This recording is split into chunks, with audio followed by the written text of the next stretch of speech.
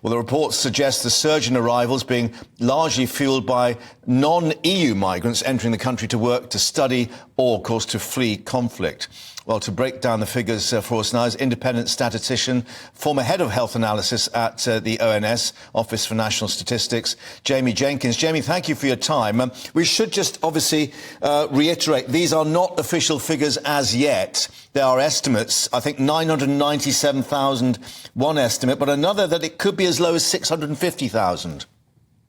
Yeah, good afternoon. So, yeah, they're right. They're not the official figures. They'll come up in a couple of weeks, but you can look at other data that the government kind of publishes to kind of get an indication as to what goes on and what you might end up with, because the ONS will collate a range of different data sources when they will give the official estimate in a couple of weeks. But what we do know is if we look at the number of visas that have been issued in, say, 2022 overall, we can see a sharp increase in that.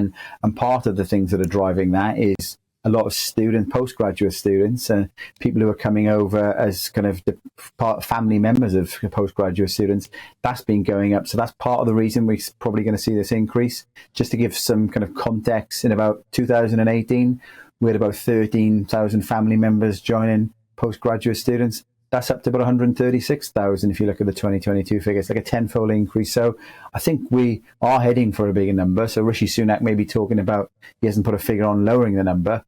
But I think what we need to remember here, Mark, is that the government and the Office for National Statistics themselves do projections of what the population is going to be over the next, say, 10, 20, 30 years. Yeah. They're putting net migration around 240,000 over the next couple of years. So if we hit 500,000 in the recent figures and then another million potentially in this, that means that we've had in 2 years, 7 years worth of migration, and the government plans all the services around the numbers that the ONS produce. So there's a big, huge shortfall in terms of the service provision for this level of migration. OK, but what about the movement the other way? Because, of course, we would have lost a lot of people going back to particularly Eastern Europe, we know, from service industries here in Britain after we left the EU. Yeah, so the 500,000 that we did have last year, that is the net figure. So we had over 1 million kind of people coming in, and then you take off those going out. So what they're talking about this morning now is that this is a net figure. So you probably find that we'll have more people coming in overall than the 1 million. And then you take off those who have left. And what seems to be driving it, Mark, is non-EU kind of people. They talk about the point system that's come in. It is generally people from outside of the European Union. What we have seen since Brexit is the movements between the different countries. Obviously, working is a bit more restricted in terms of just the freedom of movement there. So it's more people outside of the European Union that are driving these things. I mean, you still have underlying things like the settlement scheme for Ukrainians. We've got Hong Kong British nationals who've got opportunity to come over to the country as well. So there are different factors at play there. Yeah, and obviously the situation could be they are then of net benefit to the economy, if you like, if they are coming in with, for instance, specific skills. But I know that one of the issues the government is looking at is the visas issued to the family members of students particularly. I think there's one figure suggesting up to December 2022, there's 135,788 applying for such visas. And that's the number I've just explained. It's gone up kind of tenfold since 2018. So I think that is something to look on. But you're right, in terms of the net migration, one of the ticking time bombs we've got from a demographic problem in this country is we've been having fewer births over the last, say, 20 years. We've got an aging population.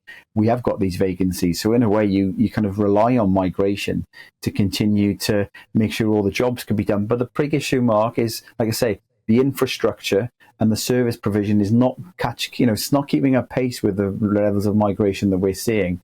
And that's what puts services at a breaking point. So if the government want to accept these bigger numbers, they've got to then put the money in and invest in the services to ensure that everybody can kind of live within their kind of means in terms of the proper service provisions.